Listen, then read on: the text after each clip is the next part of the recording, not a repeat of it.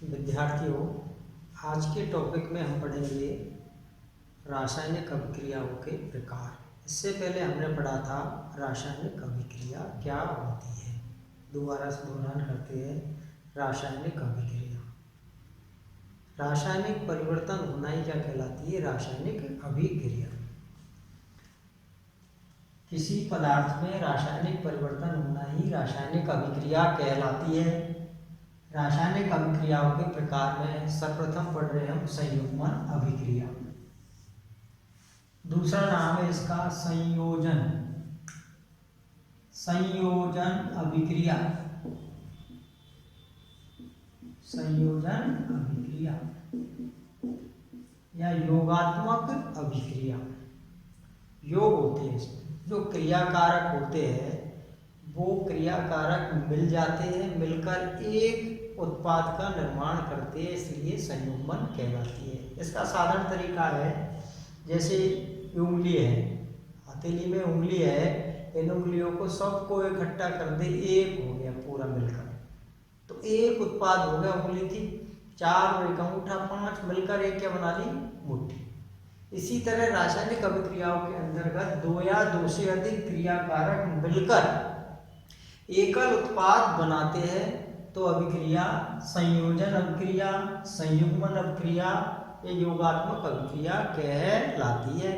इस अभिक्रिया में पुराने बंध अभिकारकों के मध्य नए बंधों का निर्माण होता है और पुराने बंध टूट जाते हैं। अब साधारण समझे आप, जैसे ए क्रियाकारक और बी क्रियाकारक दोनों ने क्रिया करी, क्रिया करने के बाद एक हमें ए बी उत्पाद मिला।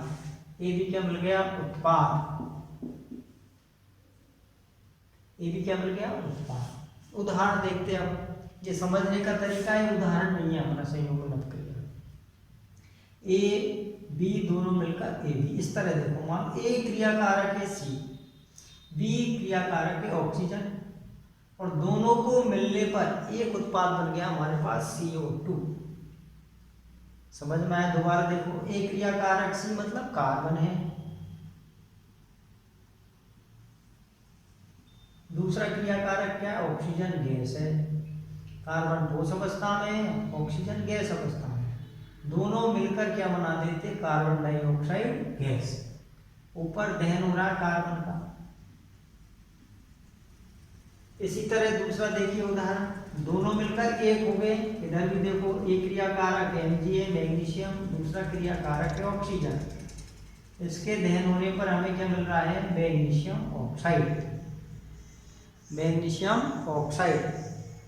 तो दोनों क्रियाकारक मिलकर एक क्रियाफल बनाते हैं, एक उत्पाद बनाते हैं, तो अभिक्रिया हमारी संयोजन। ध्यान रखना।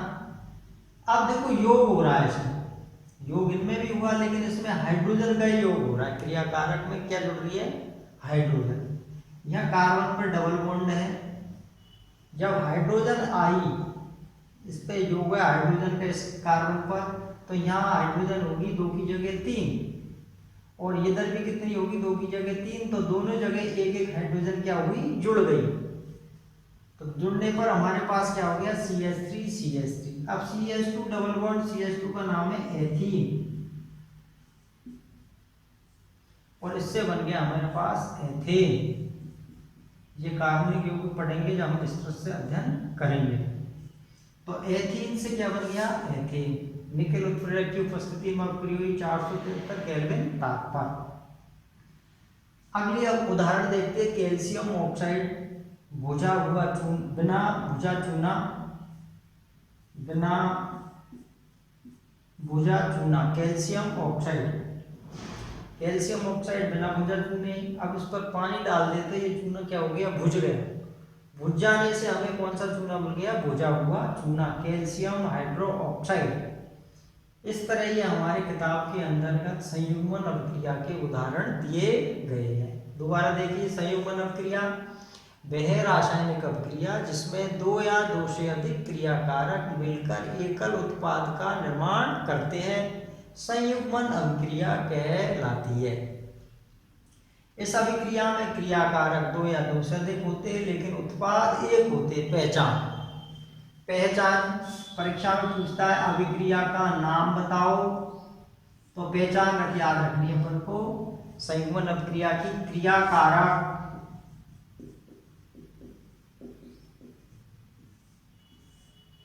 दो या अधिक क्रियाफल का दूसरा नाम क्या है? उत्पाद एक होता है।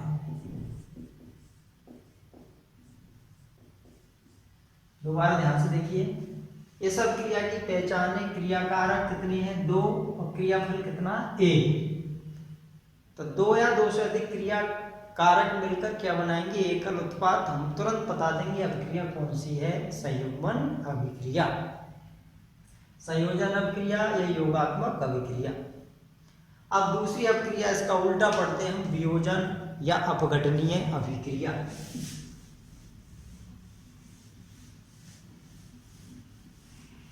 वियोजन या अपघटनीय अभिक्रिया,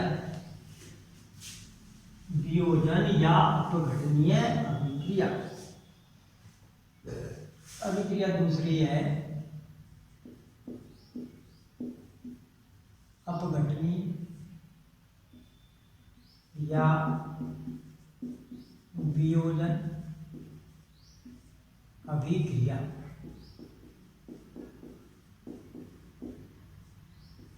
अब इसके नाम से ही पता चल रहा है अभिक्रिया कौन सी है। उदाहरण शब्दार्थ देखो, अपघटन, अपघटन यानी टूटना, वियोजन यानी अलग अलग होना, योग का उल्टा वियोजन।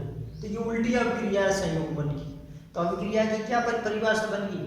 वह रासायनिक अभिक्रिया जिसमें क्रिया कारक कितने होंगे? एक। एकल क्रिया कारक दो या दो से अधिक उत्पादों में टूट जाता है, तो ऐसी अभिक्रिया हमारी अपघटनीय अभिक्रिया कहलाती है। दोबारा समझो, वह रासायनिक अभिक्रिया जिसमें क्रिया कारक कितने होंगे? एक। जैसे ए भी कोई क्रिया कारक है, यह टूट जाता है दो या दो से अधिक क्रिया फलों में, ए और बी में टूट गया। उल्टा हो गया ना संयोजन का। तो वह रासायनिक अभिक्रिया जिसमें दो या दो से अधिक क्रिया फलों का क्या होता है? निर्माण, और क्रिया कारक क्या होता है? एक। तो परिभाषा को कैसे लिखेंगे? वह रासायनिक अभिक्रिया जिसमें एकल क्रिया कारक, एकल क्रिया कारक दो या दो से अधिक उत्पादों में टूट जाता है।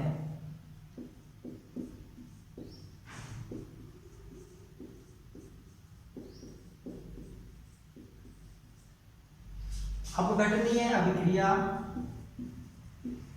या वियोजन अभिक्रिया कहलाती है।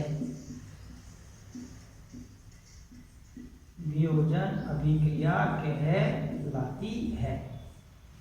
वियोजन अभिक्रिया कहलाती है। पहचान,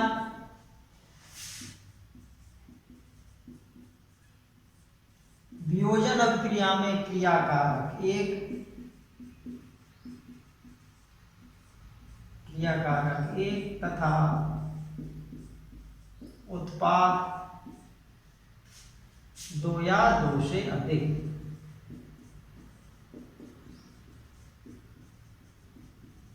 दो या दो से अधिक होते हैं। समझिए दोबारा से, संयुग्मन यानी जुड़ना, वियोजन या अपघटनीय यानी टूटना। वियोजन में क्या होता है? क्रिया कारक एक होता है और क्रियाफल दो या दो से अधिक है। यह इसकी परिभाषा होगी। पहचान देख लिया आपने। तो ऐसी अभिक्रिया क्या कहलाएगी? हमारी वियोजन अभिक्रिया। अब वियोजन करने के लिए हमें किसी न किसी रूप में ऊर्जा की आवश्यकता होती है। तो उस ऊर्जा के आधार पर अपघटनीय अभिक्रियाओं के प्रकार हम पढ़ेंगे। अपघटनीय अभिक्रियाओं के प्रकार। अपघटनीय अभिक्रियाएं ऊर्जा के आधार पर, दी गई ऊर्जा के आधार पर निम्न प्रकार की होती है। पहली हमारी है तापीय वियोजन।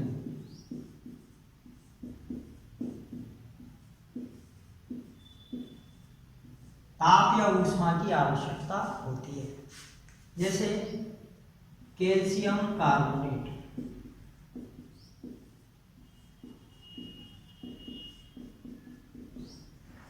तीर के निशान पे इसको हम गर्म करें, ऊष्मा दे तो ये उग जाएगा कैल्शियम ऑक्साइड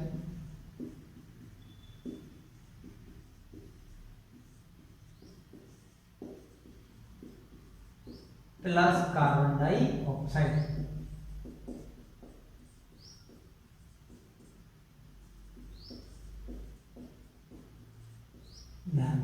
ये अभिक्रिया लिखी है। अब इसको समीकरण में आपको बदलना है। नवी में आपने पढ़ा होगा सूत्र कैसे बनाते हैं। तो जो अभिक्रिया याद करने का तरीका ये हिंदी में अपन याद करेंगे तो हमें सूत्र बनाने में दिक्कत नहीं आएगी। अभिक्रिया याद रह जाएगी, उदाहरण याद रह जाएगा। कैल्शियम कार्बोनेट का सूत्र होता है CaCO3।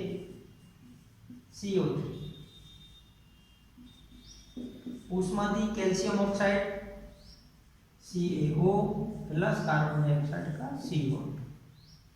तो ये अभिक्रिया हमारी कहलाई तापीय वियोजन। ताप देने से, ऊष्मा देने से कैल्शियम कार्बोनेट का विघटन हो जाता है कैल्शियम ऑक्साइड और कार्बन डाइऑक्साइड। इसको हम बिना बुझा चूना बोलते हैं और ये हमारे चूने का पत्थर है। संगमरमर चूने का पत्थर का ये ही सूत्र होता है। दूसरा अभिक्रिया का प्रकार है विद्युत वियोजन या विद्युत अपघटनीय। विद्युत अपघटनीय वियोजन। तो हमारे पास है जल। जल में हमने क्या किया, विद्युत धारा प्रवाहित की। तो जल हाइड्रोजन और ऑक्सीजन में टूट जाता है, क्योंकि हमको पता है हाइड्रोजन और ऑक्सीजन मिलकर जल का निर्माण करते हैं और ये इनके अवयवों में टूट जाता है। तो हमारे पास आ गया H2 प्लस O2।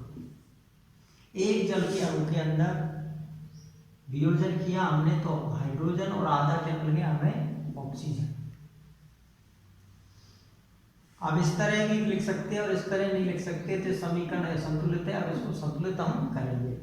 तो हाइड्रोजन 2 है, ऑक्सीजन यहाँ 2 है, तो यहाँ हमने 2 से गुणा कर दिया। तो हमारे पास ऑक्सीजन तो 2 होगी और हाइड्रोजन कितनी होगी, 4। तो इसको 2, क्योंकि जल के अणु में 2 परमाणु किसके होते हैं, ऑक्सीजन हाइड्रोजन के, और 1 परमाणु ऑक्सीजन का होता है। आधा होता है ऑक्सीजन हाइड्रोजन की तुलना में। तो कौन सी अपघटनीय अभिक्रिया पढ़ी हमने, विद्युत वियोजन। दूसरे नंबर की है हमारी विद्युत वियोजन।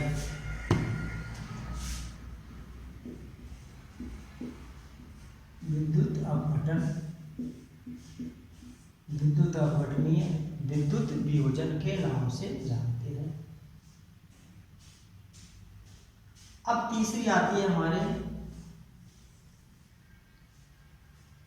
प्रकाशीय वियोजन। प्रकाशीय वियोजन। तो जो सूर्य का प्रकाश है उसकी उपस्थिति में ये अपघटनीय अभिक्रिया होती है, जैसे हाइड्रोजन ब्रोमाइड।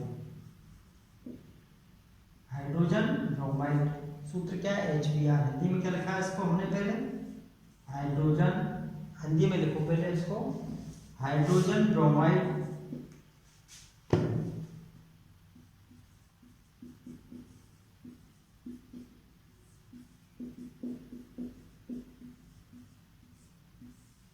हाइड्रोजन ब्रोमाइड किससे टूट गया भैया, हाइड्रोजन ब्रोमाइड किसके, सूर्य के प्रकाश में। सूर्य के प्रकाश में जब खुला छोड़ दिया हमने हाइड्रोजन ब्रोमाइड, तो ये हाइड्रोजन और ब्रोमीन में टूट जाता है। हाइड्रोजन ब्रोमाइड का सूत्र देखो, नवी में पढ़ा है, हाइड्रोजन और ब्रोमाइड HI। सूर्य का प्रकाश,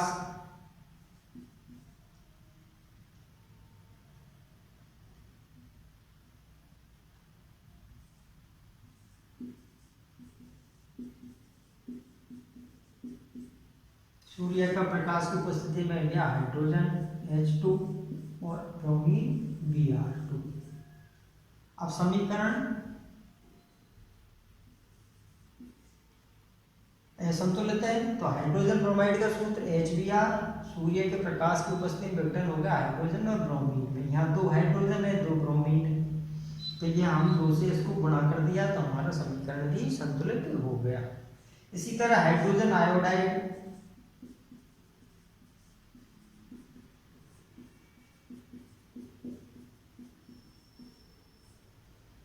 का सूर्य के प्रकाश की उपस्थिति में hydrogen plus iodine, hydrogen iodide का सूत्र HI,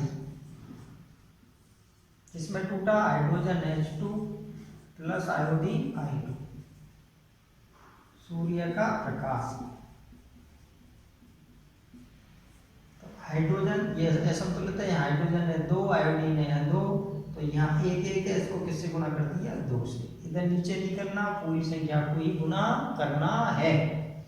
इस प्रकार हमारे पास विद्युत अपघटनीय वियोजन, ऊष्मीय वियोजन, प्रकाशीय वियोजन, ये विद्युत वियोजन अभिक्रियाओं के प्रकार हैं। तो वियोजन अभिक्रिया कुल कितने प्रकार की? हमारे सिलेबस में 3 प्रकार की, ऊष्मीय वियोजन, विद्युत अपघटनीय वियोजन और प्रकाशीय वियोजन। तो इनकी परिभाषा में कुछ नहीं करना अपन को। जैसे ऊष्मीय वियोजन में हमने देखा कि वह वियोजन अभिक्रिया जो ऊष्मा की उपस्थिति में संपन्न होती है।